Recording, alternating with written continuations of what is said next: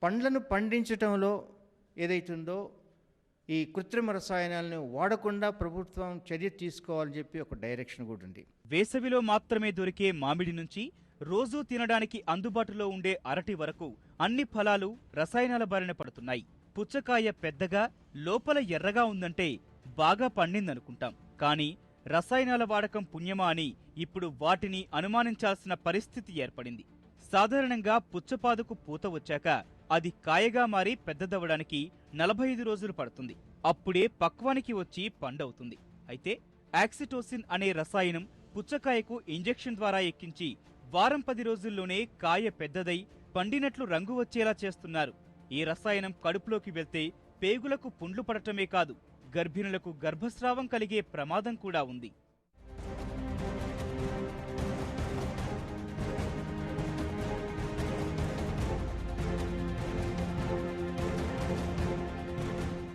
కోసిన కాయలు త్వరగా పక్వానికొచ్చేందుకు కాల్షియం కార్బైడ్ను వాడేస్తున్నారు. బత్తాయి పక్వానికి వచ్చాక తెంపి ఆరుబయట ఉంచితే 5-6 రోజుల్లో పండుతుంది. అంతదాకా ఆగలేక చిన్న కాయలుగా ఉన్నప్పుడే తెంపేసి కాల్షియం కార్బైడ్తో మగ్గబెట్టి రంగు తెప్పిస్తున్నారు.